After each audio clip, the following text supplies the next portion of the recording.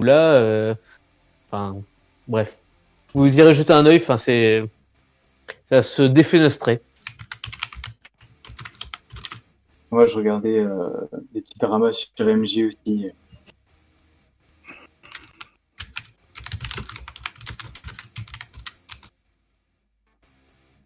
Ah, mais les gens, ils sont toujours là, hein. C'est incroyable. Oh, c'est fou ça. Mais, merci beaucoup, les gens. Merci beaucoup. On se sent moins seul.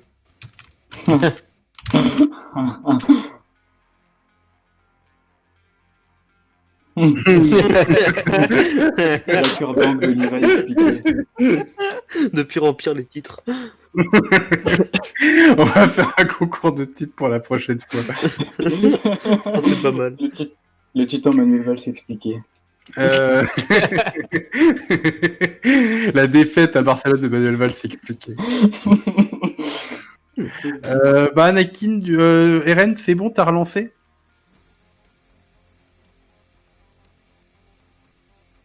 Là, on va m'entendre. Désolé pour merci les gens de revenir.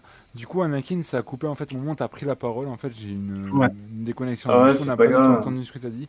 Donc du coup, Alors, je te redonne la parole pour. Qu'est-ce que je disais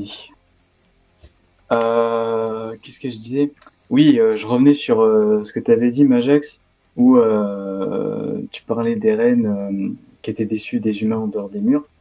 Et moi, personnellement, quand je l'avais eu, je m'étais plutôt dit qu'il était déçu parce qu'il y a des humains, mais qu'en plus de ça, il y a de l'oppression, il y a toujours des inégalités, etc., qu'il y avait en dehors et que, enfin, moi, j'ai vu ça comme ça. Mais bref. Ce que je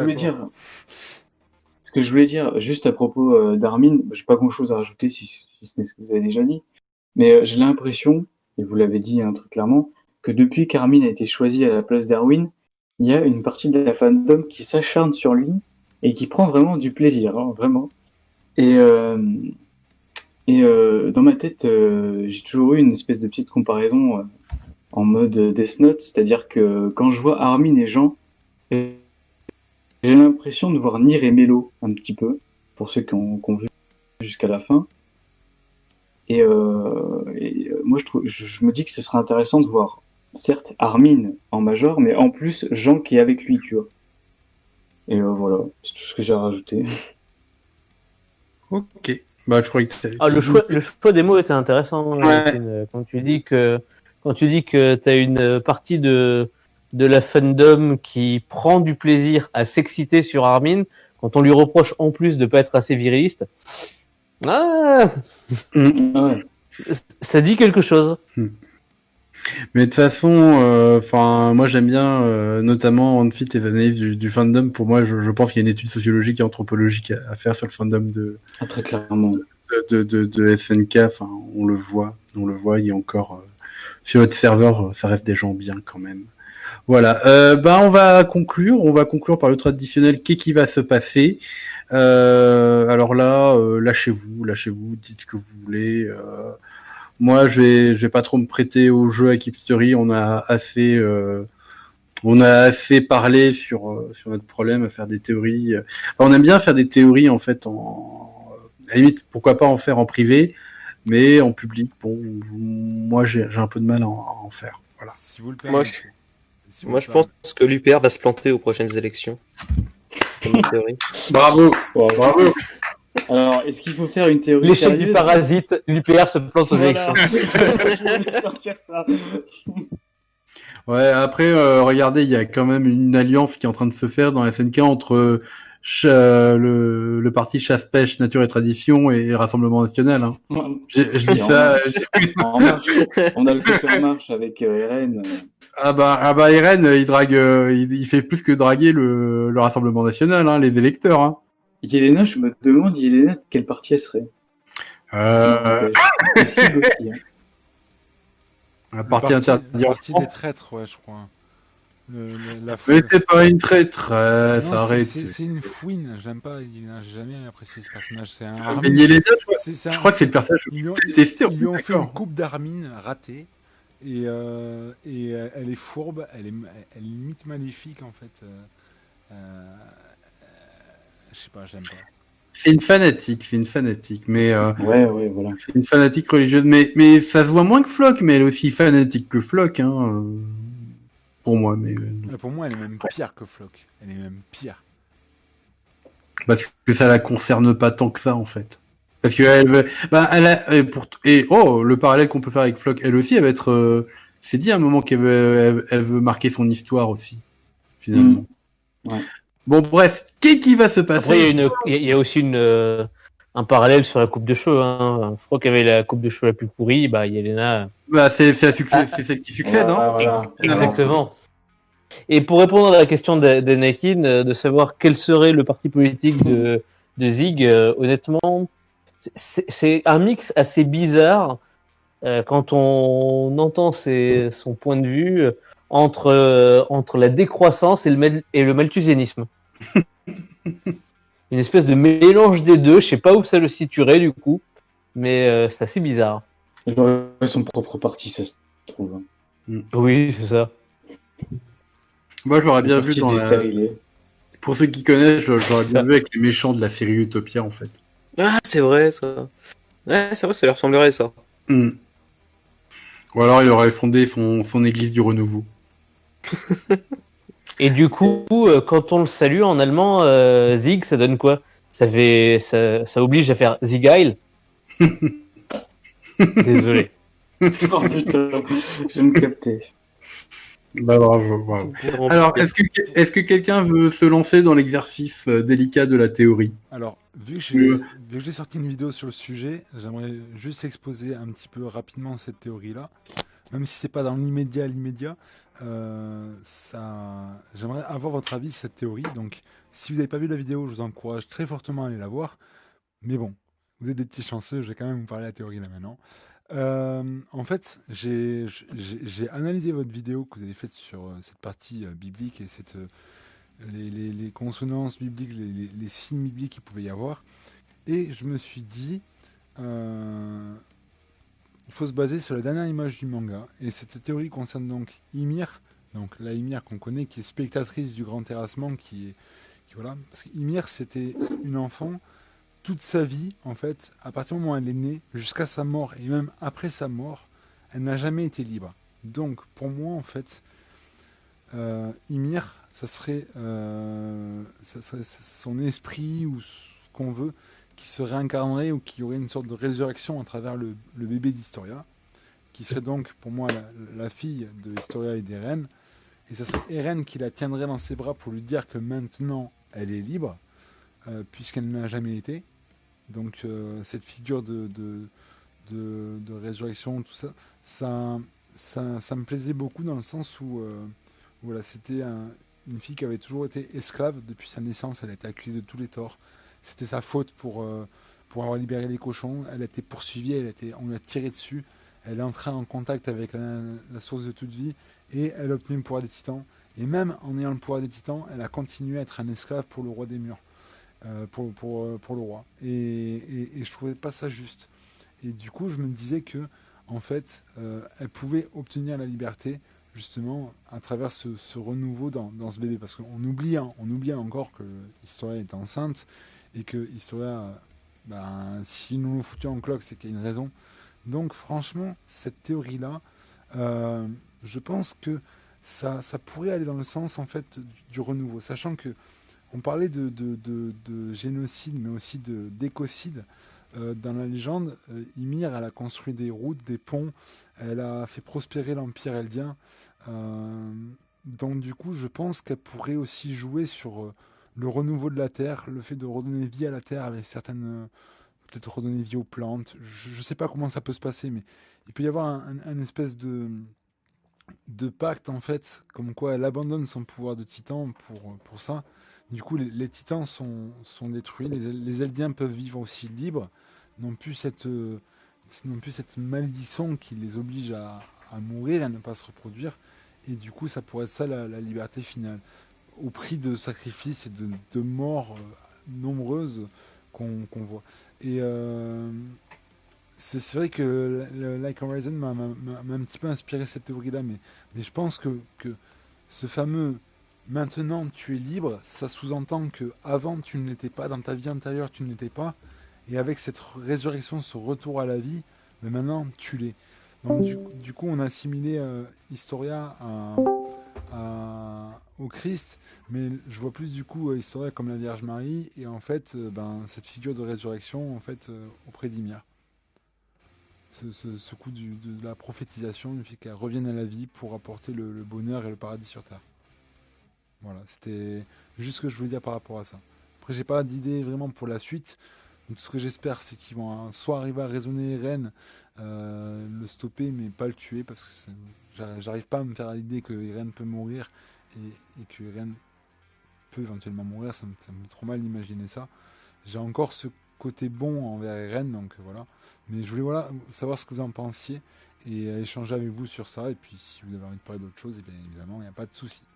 Voilà. Ben, merci beaucoup. Est-ce que quelqu'un veut réagir à ce que nous a dit, Eren? Est-ce que Euh, j'ai pas trop de théorie, mais je pense que le parasite va revenir. Et je pense que il va s'affronter contre Eren. Et, et qu'il va y avoir une opposition entre la République en marche et... Je suis désolé, je voulais trop la sortir. Non, plus sérieusement, moi j'aimerais bien une fin, bon c'est un peu maso, mais j'aimerais bien une fin où il reste que Eren. Et on voit Eren, on voit une sorte de reconstruction de l'Empire Eldien. Et on a le point de vue d'Eren qui meurt petit à petit, et qui meurt dans, on va dire, entre guillemets, d'atroces souffrances psychologiques, par tout ce qu'il a fait, parce qu'il est le seul à s'en souvenir, etc., etc. Mais bon, ça, je sais pas si ça arrivera, mais ce sera intéressant. L'échec, c'est intéressant, donc bon, voilà. Ok. En rappelant que, on l'a déjà dit plusieurs fois, mais le fait de dire que si le bataillon se rate, tout ça n'aurait servi à rien, que ça n'aurait aucun sens, c'est une connerie. Hein. C'est une pure connerie, c'est une méconnaissance de la... Enfin, c'est avoir une vision butée de ce que doit être une narration. C'est-à-dire que on jette à la poubelle, du coup, tout ce qui est de l'ordre de la tragédie ou tout récit tragique. Donc, c'est pas parce qu'on s'attarde Les sur le récits bataillon grecs, quoi. Oui, c'est ça, et la culture en général, en fait. Parce que c'est pas parce que on s'attarde sur le bâton d'exploration, on pourrait très bien imaginer une espèce de marche funèbre jusqu'à la fin, où ils tombent les uns après les autres et ils n'arrivent pas à accomplir leur but. Ce serait extrêmement tragique, mais ça n'aurait pas servi à rien, ça dirait quelque chose. Voilà. Quelqu'un d'autre veut se...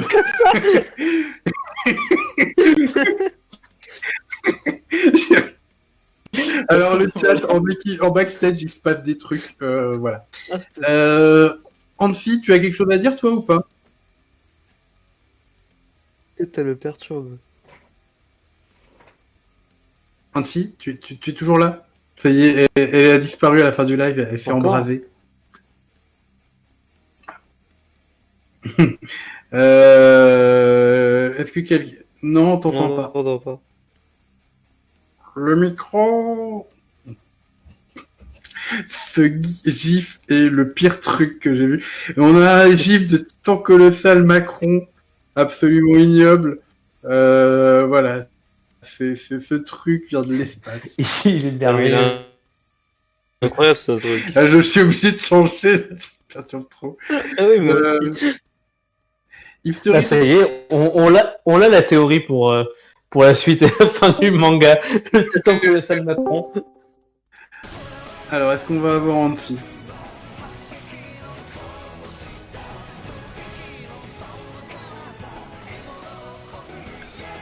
Sinon, peut-être en attendant, je peux rebondir sur ce que disait Eren à propos de son idée de la résurrection d'Ymir, etc. Ce qui est intéressant dans cette vision-là, c'est que encore une fois, on en avait parlé là aussi au précédent live. Mais il y en a certains qui lisent le Grand Terrassement en faisant une comparaison avec le Ragnarok, là où nous, on avait dit comparaison avec l'Apocalypse. En fait, ce qu'on disait, c'est que finalement, les deux tirent dans le même sens. Et cet aspect de la résurrection, on le retrouve en fait dans le Ragnarok, puisque il y a des personnages, dont Balder, qui est le premier à mourir et qui lance le déclenchement du Ragnarok. Il ressuscite en sortant de l'arbre Yggdrasil.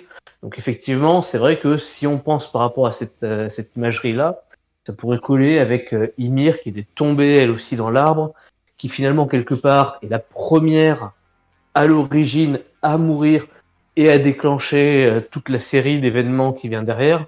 Donc ça, de ce point de vue-là, il y aurait peut-être un parallèle à faire qui serait pas délirant. Après, voilà, c'est envisageable. Ça veut pas dire que c'est forcément la bonne réponse, mais c'est envisageable. Et par contre, du coup, il y a autre chose dans ce que tu disais. C'est-à-dire que quand on a sorti notre vidéo sur les liens avec l'interprétation par rapport à l'Apocalypse avec SNK, tu disais que tu trouvais ça très intéressant, mais que tu avais du mal à te détacher du personnage d'Eren, et tu craignais qu'on le présente de cette manière-là, comme en gros le diable, l'adversaire, etc., etc. C'est vrai qu'il y a de cet aspect-là, mais récemment j'en ai discuté avec Majax. Le fait d'avoir des éléments qui font de lui un personnage luciférien n'en font pas fondamentalement un personnage négatif. Il peut y avoir des aspects mauvais, après c'est des questions de morale ça, mais il peut y avoir des aspects mauvais, mais ça n'en fait pas forcément un personnage négatif. D'abord parce qu'un personnage luciférien rentre dans la tradition de ce qu'on appelle le trickster, c'est-à-dire on retrouve ça dans essentiellement les polythéismes, mais aussi dans le monothéisme. Les tricksters, c'est un terme qu'on a donné au départ. C'est Jung qui est en psychanalyse, qui est le premier à l'utiliser, qui est un terme qui provient de la religion. Ça désigne des personnages, comme par exemple, un des plus célèbres, c'est le dieu Loki. Dans la mythologie scandinave, ce sont des personnages qui en fait vont provoquer du changement, vont être à l'origine de changements. Ça a été analysé aussi après par des ethnologues et des anthropologues, parce qu'on le retrouve dans beaucoup de sociétés, notamment les sociétés indo-européennes. Donc je ne vais pas vous reparler de ce que je vous avais dit, qui a été étudié en histoire par Georges Dumézil, mais en fait les tricksters, on en retrouve dans à peu près toutes les grandes religions indo-européennes et même au-delà. Et on en retrouve même du coup dans les monothéismes. Les personnages lucifériens sont des tricksters, sachant que les tricksters, en fait, ils induisent du changement, ce qui peut être un changement négatif. Souvent Loki, notamment avec le Ragnarok, il est le père des grands monstres qui vont en fait détruire le monde et déclencher le Ragnarok. Mais parfois, ça peut être aussi des personnages qui vont amener un progrès en fait dans la civilisation. Le trickster peut être aussi entendu dans ce sens-là. Et en fait, j'avais fait remarquer à Majax que il y a une religion monothéiste qui est très peu connue, qui est le yézidisme, dans lequel en fait c'est une religion qui s'inspire par points du judaïsme, du christianisme, qui a aussi des points communs avec l'islam, mais qui est un peu indépendant, qu'on qualifie souvent, qu'on rapproche aussi souvent d'une autre religion monothéiste qui existait dans l'Antiquité, qu'on appelait, c'était la religion zoroastrienne. Et en fait, dans cette vision-là, ils reprennent l'image de la chute originelle, c'est-à-dire le fait qu'on avait un Éden, donc un jardin avec l'homme et la femme qui ont l'arbre de la connaissance du bien et du mal à proximité et l'interdiction de manger du fruit. Et donc le serpent qui les conduit à manger du fruit. En fait, dans la vision des Yézidis, le serpent, c'est en fait un ange qui s'appelle Malek Taous, donc on peut traduire comme le roi Pan ou l'ange Pan, enfin Pan dans le sens l'animal, hein, l'oiseau qui fait la roue, euh, qui se transforme en fait à un moment en serpent, et il le fait parce que en réalité, pour les Yézidis, Dieu a abandonné l'humanité. Dieu a créé le monde, il a créé l'humanité, et en fait, il s'est dit que ça, ce qu'il avait créé, ça lui plaisait pas, ça l'intéressait pas, et il a abandonné l'humanité.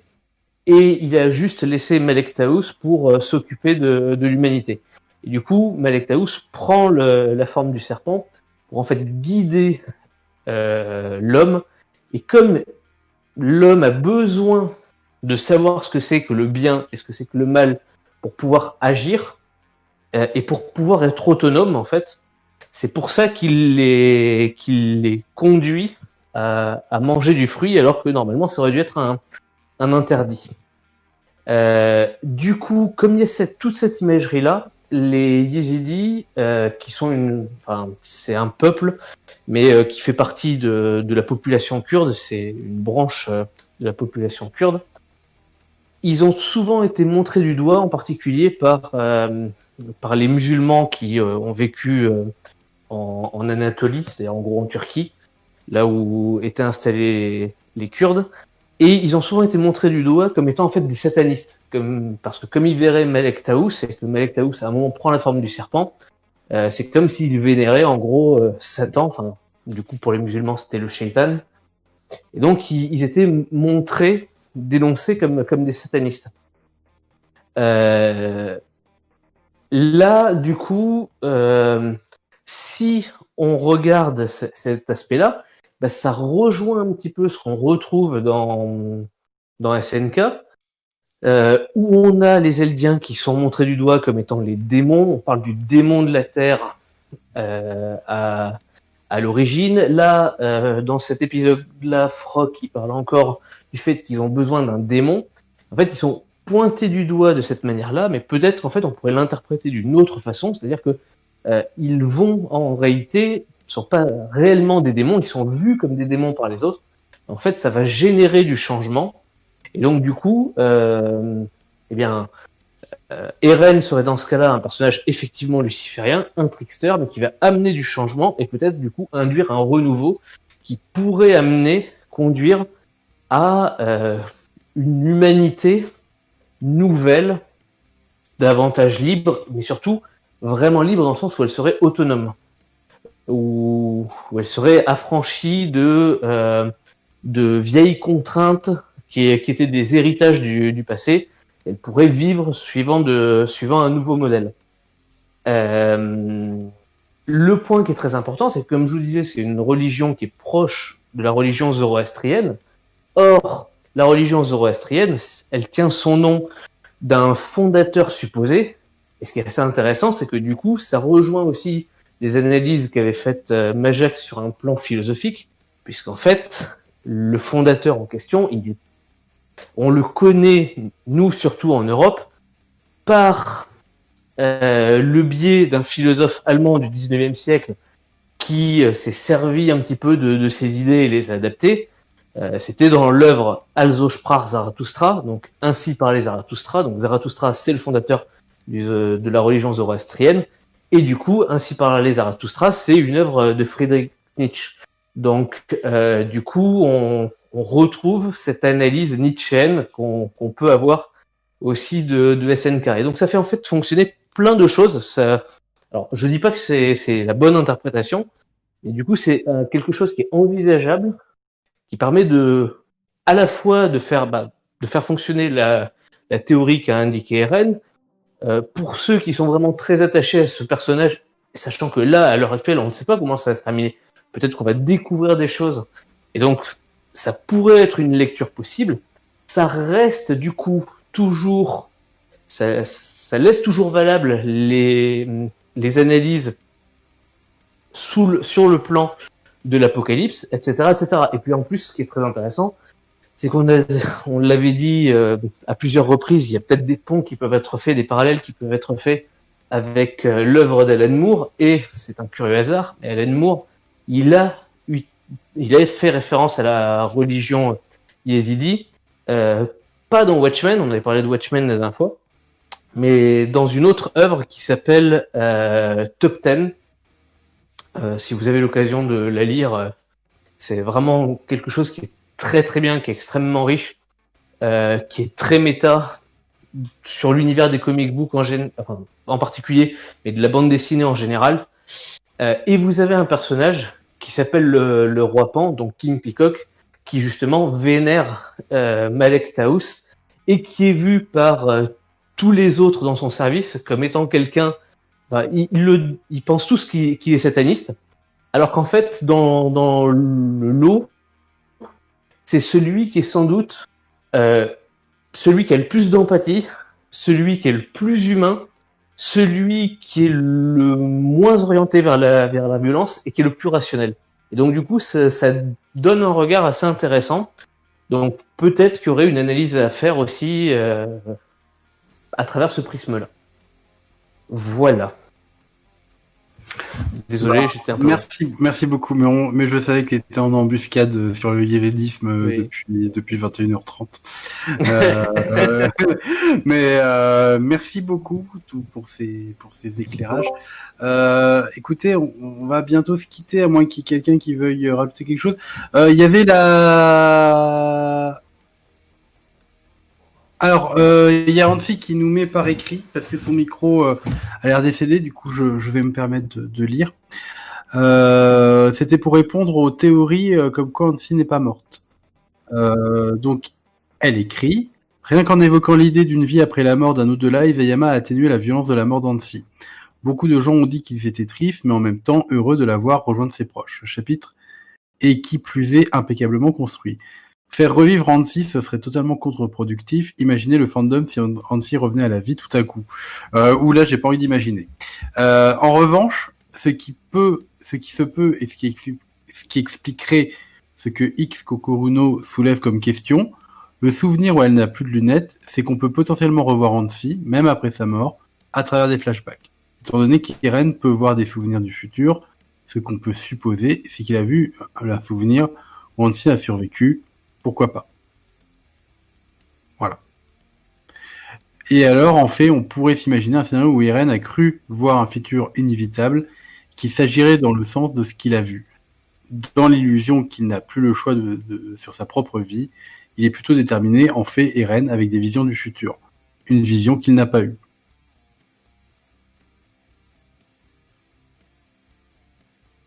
Et j'attends la suite. Voilà.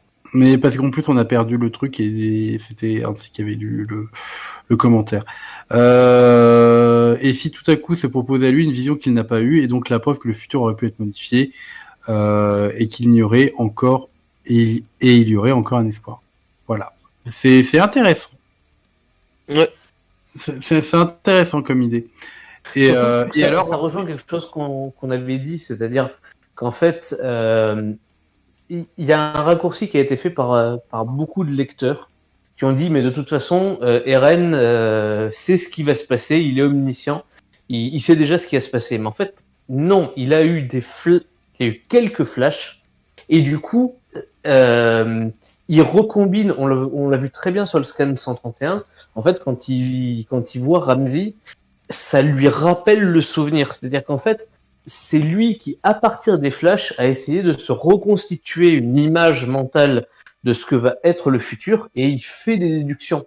C'est pas du tout évident qu'il sache réellement la totalité des choses qui vont se dérouler. Donc peut-être qu'il peut y avoir encore des surprises par rapport à ça. Après, tu vois, History, là, Eren, il est en contact avec l'originel et on a l'impression qu'il a vraiment les pleins pouvoirs sur l'originel. Et on sait que Eren, qui récupère des souvenirs et qui voit le futur, etc., ça a été possible grâce au sang royal. Donc, est-ce que Eren, qui actuellement possède l'originel, etc., ça voudrait pas dire qu'il possède aussi les pouvoirs de l'assaillant au maximum? Je sais pas si tu vois ce que je veux dire. Oui, tout à fait. Oui, et ça couperait un peu l'herbe sous le pied de ceux qui pensent qu'il y aurait un deuxième parasite et que le titan assaillant serait une espèce de titan qui serait en dehors. Moi, je rappelle, j'ai le tome sous les yeux, dans le flashback d'Ymir, on voit les 8 titans primordiaux et on voit 8 titans, c'est présenté comme les primordiaux. Il n'y a aucune raison. Il y a un titan qui ressemble à peu près à un titan assaillant. Je vois pas pourquoi le titan assaillant il serait un peu à part des autres. Je finis juste de lire ce qu'a écrit Annecy. Et alors Annecy, dans sa mort, atteindrait un stade de liberté qu'Eren, quant à lui, n'a pu atteindre car déterminée. Peut-être qu'Annecy est la plus libre de tous parce qu'elle s'est libérée de toutes ses attaches terrestres. Est-ce qu'Eren est vraiment libre? Ça, c'est très discutable. Voilà. Mais de toute façon, d'un point de vue stoïcien, j'ai envie de dire, et d'un point de vue de philo antique en général, Eren il est pas libre parce qu'il est motivé par ses émotions. Il est On motivé a par tous une obsession, on est tous esclaves de quelque chose. Voilà, C'est Kenny qui le dit. voilà. Et pour le coup, Eren, ça a toujours été les émotions avec lui. Et il est déterminé par ses émotions. Et alors, on va me dire, parce que je me suis fait tacler hier sur ça, Eren, il est pas obnubilé par la haine, mais ça conduit quand même une grosse partie de sa psyché. Il y a quand même ce chapitre 130 où on a successivement le flashback de la mort de sa mère et le plan large, la double page avec plan large où il dit je vais tous les exterminer. J'appelle pas ça de la justice, j'appelle ça de la vengeance. Et ce qui est la principale motivation de la vengeance, c'est la haine. En sachant que là, le fait qu'on mette le flashback de la mort de sa mère, auquel on a fait référence d'ailleurs un peu plus tôt sur le chapitre, c'est pas je vais aménager un monde pour des générations futures. On n'est pas du tout dans le je détruis cette humanité pour que l'humanité prochaine soit sauvée, pour éviter aux enfants à venir que de subir le cycle de haine qu'on a eu. C'est clairement motivation principale, le trauma originel. Donc, qu'on vienne pas me dire que Eren, il a un plan totalement qui est totalement rationnel dans ce qu'il fait. Surtout que, et j'en profite aussi pour répondre à une remarque qui m'avait été faite il y a longtemps. J'avais dit qu'Eren il organise un génocide. Un génocide, c'est l'élimination organisée d'un ensemble d'une population. On m'avait dit oui, mais c'est pas organisé. Si, on a eu la preuve que c'est organisé, c'est planifié depuis quelques années. Donc il y a eu un plan derrière. Donc au bout d'un moment, faut arrêter de se mettre des œillères. Il est en train de commettre un génocide qui est en partie motivé par des passions tristes, si j'ai envie de faire mon Spinoza. Voilà. Et du coup, il est pas justement, en parlant de passion triste, chez Spinoza, celui qui a agi par des passions tristes, il est pas libre. Et d'ailleurs, Alors, souvent, il n'est pas très écologique friendly. Hein. oui, alors ça, c'est une remarque qu'on m'avait faite sur Twitter aussi, qui était pas inintéressante du tout. Il est en train de commettre un écocide. Je sais pas si les Eldiens ils vont se sentir bien sur une planète où toute vie aura disparu à part chez eux. Écologiquement, ça risque d'être un peu une catastrophe en termes d'équilibre écologique. Ça me rappelle vite fait l'ending de Akatsuki no Requiem, où au début c'est une espèce de plaine, on dirait limite qu'elle est morte, et à la fin tu vois qu'il y a des fleurs partout. Comme si au fur et à mesure il y avait de la vie qui s'était reconstruite, etc. Akatsuki no Requiem ou Requiem der Morgenröte. Requiem. Requiem, pardon. C'est intéressant de faire un live dessus, d'analyser un petit peu cette. Ça, on pourrait passer des heures à analyser le truc. Mais bon. Il est un peu tard, c'est ça? Ouais, il est un peu tard, et je rappelle que, comme l'a dit une certaine personne, ça ne dit rien de la fin parce que le mec n'a pas lu le manga. Voilà. Je rappelle qu'il y a un truc dans l'industrie culturelle, ça s'appelle une commande. Tu peux demander, est-ce que tu peux me faire ça? Je dis ça juste comme ça. Voilà. Surtout qu'Isayama a la main sur tout ce qui concerne son œuvre, que ce soit l'anime, le manga, les jeux, les créations qui se font à côté. Il a la main sur tout, donc oui, c'est possible aussi que ça soit une commande en effet d'Isayama, puisque Isayama est vraiment partout. Il gère mieux que Toriyama pour ça. Hein. Alors, j'aimerais... Annecy est en train de nous quitter et je pense qu'on va tous y aller. Et je pense qu'Annecy, elle a le meilleur mot, comme elle dit, le meilleur mot de la fin, c'est l'île manga. C'est ça. Voilà. Donc voilà, je pense qu'on peut mettre fin à ce live.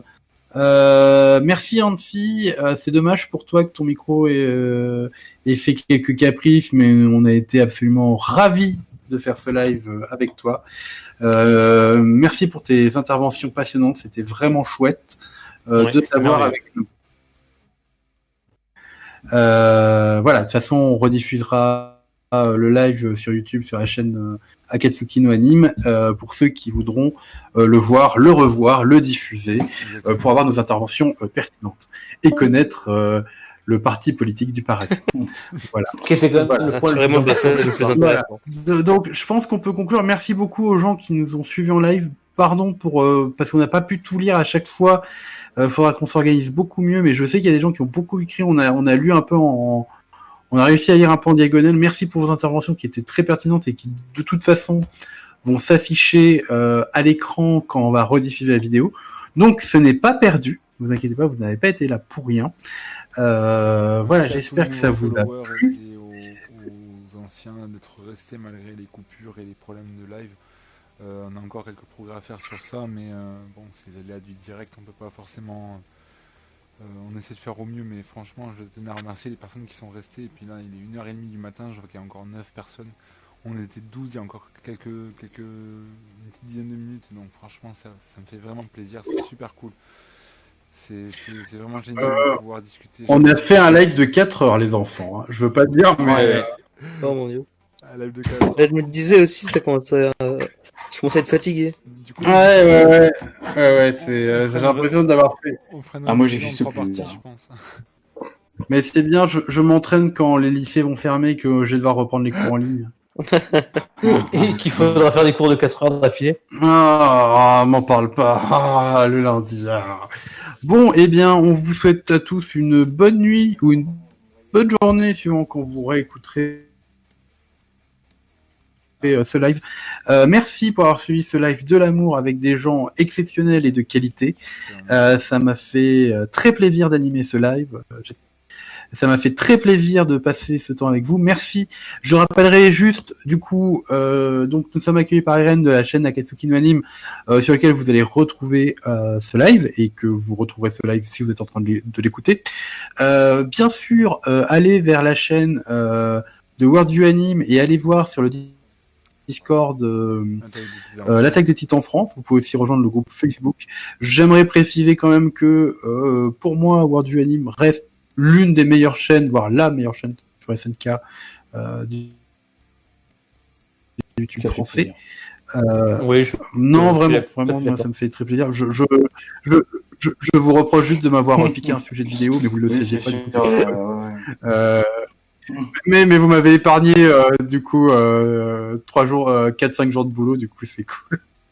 Mais je suis très contente qu'elle existe cette vidéo, elle est vraiment très bien. C'est comme ça que je vous ai découverte. J'ai fait des gens qui ont eu l'idée de faire du niche à travers le couple Historia Ymir. Bon bah je devais pas avoir tort du coup. Le biais de confirmation. Non, votre chaîne est vraiment vraiment très très bien. Et je souligne aussi que votre Discord est vraiment très très très agréable avec des gens très bien. C'est très agréable d'y Et converser. très dynamique. Et très dynamique. Voilà, du coup, allez-y, n'hésitez pas, si vous êtes fan d'SNK, à aller voir leurs productions et leurs analyses qui sont vraiment excellentes, qui rejoignent, moi, ma vision de ce que devrait être une chaîne sur SNK. Pas simplement faire des théories et des reviews. Voilà. Des reviews, en gros, dans lesquelles tu te contentes de répéter ce qui est sur les pages. Hein. Oui, faire de la paraphrase, voilà, faire des chaînes où on fait de la paraphrase, ou des chaînes où on prétend ne pas faire de la paraphrase et on utilise un vocabulaire techno-littéraire non maîtrisé, ainsi que de la psychologie de comptoir. Non, n'en parle pas. Voilà. Mais tout ça, ça sera expliqué un autre jour. Bien sûr, merci à Quentin. Du coup, pour World du Anime, nous avions Annecy et Anakin. Merci beaucoup à Quentin W Brothers, qui ça fait la deuxième fois et je pense que ça va devenir un invité récurrent. Hein, en tout cas, je le souhaite. Hein, c'est toujours extrêmement sympa de Ouais, t'avoir. c'est pas possible. Vous pouvez aller faire un petit tour sur sa chaîne YouTube. Il a une petite chaîne YouTube qui parle de ciné. Il y a un peu de musique aussi et c'est très bien aussi. Et enfin, merci Hipstery, et je me remercie moi-même de la chaîne Vox Teachers. Voilà, si SNK vous intéresse, si les sciences humaines vous intéressent, il y a un peu autre chose que du SNK, mais bon, c'est un peu notre chaîne de grande qualité. C'est une chaîne de grande notre qualité. voilà. Et honnêtement, je suis très heureux d'avoir pu faire ce live avec toi, Majax, et toi, Hipstery, que je découvre de scan en scan et de live en live. J'ai une complicité avec Majax parce que ça fait 2 ans qu'on se connaît, je crois. Mais franchement, je t'apprécie beaucoup aussi et j'aime beaucoup faire ces lives avec vous. Ça redynamise vachement la chaîne et c'est ce côté-là que j'aime beaucoup en fait chez vous. Donc merci beaucoup. Voilà. Le plaisir est partagé. Alors, on ne connaît pas la date, mais on vous annonce un prochain live. Oui. Donc, Eren, il doit bosser avant. Oui. Donc, t'as intérêt à bosser parce qu'en plus, t'as Anakin et Quentin qui m'ont dit qu'ils étaient chauds. Donc, c'est bon, j'en ai pas d'un petit peu Anakin en speed. On a déjà une équipe. Alors, en fait, Donc, on va pas vous dire ce que c'est l'animé parce que ce sera la surprise pour l'instant. Mais j'ai juste vu 3 minutes de l'épisode en allant bosser et j'étais sur le cul. Voilà. C'est un animé, c'est le même studio que SNK, les studios. Tu sais, ils ont fait 4 animes, du coup, les gens ils vont vite trouver à mon avis. C'est pas. Ouais. Voilà. Donc, on fera un prochain live. Du coup, on a prévu de faire au moins 2 lives par mois, de temps en temps. Sûrement qu'on en fera un moins long. Voilà, un live sur un manga, sur un animé et un live sur le chapitre. Voilà. En tout cas, merci à vous de nous avoir écoutés si longuement. J'espère que vous nous écoutez par bout ou alors que vous avez des longs trajets à faire. Voilà, si vous êtes dans le métro ou si vous habitez en campagne, en province et que vous devez faire des longs trajets ou faire votre vaisselle ou faire des trucs chiants, écoutez-nous, ce sera sympa. Voilà. Sur ce, j'ai envie de vous souhaiter bonne nuit. Et à bientôt. En tout cas, au mois prochain, c'est sûr, pour le 133. On risque de sortir encore les mouchoirs, à mon avis. Et à très vite pour le prochain live. Et surtout, Quelqu'un veut faire un petit mot de au revoir? Ouais, je voulais dire, soyez fort comme Ouais, Valéry Giscard d'Estaing, il aime bien le faire. Que la passion vous guide. Oh merde. Je vous ai compris. Non, c'est au revoir. C'est juste... En fait, idéalement même, ce serait mieux si on avait de la vidéo parce que pour vraiment bien le faire, il faut que tu fasses au revoir, que tu te lèves, que tu te diriges vers une porte et qu'au dernier moment tu te rendes compte qu'en fait la porte elle est factice et que tu peux pas l'ouvrir et que tu es obligé de te barrer ailleurs. Ça serait une mise en scène amusante à faire, ça. Et je mets sur le chat, merci à vous tous, entre parenthèses, expliquez. C'est ça. Le remerciement expliqué. T'expliquer de nos jours, c'est fou. Faut qu'on arrête, en fait. Je crois que les gens, faut qu'on arrête. On n'a pas d'avenir sur YouTube, nous. On n'arrête pas de se moquer des gros YouTubeurs. On reste entre petites chaînes. Mais C'est bon, c'est con qu'on fait une vidéo où on fait 50 théories en même temps sur SNK et après du coup on pourra s'appeler les oracles parce qu'il y en aura une qui sera juste. C'est ça. Statistiquement, t'es obligé qu'il y en ait une qui tombe bien. Le deuxième parasite explication. On fait son tuto en mode oracle. Moi, je vous dis, Thierry, il y aura un truc fait sur Thierry, parce que Thierry, j'avoue, c'était la mascotte de la semaine. Thierry, le titan titubant. Le titan glissade. Le C'est un héros, celui-là. Never forget, Thierry. Bon, sur ce, on peut dire au revoir à tout le monde. Et Anne, je pense que je peux couper le live. Très bientôt. Bonne soirée à tous.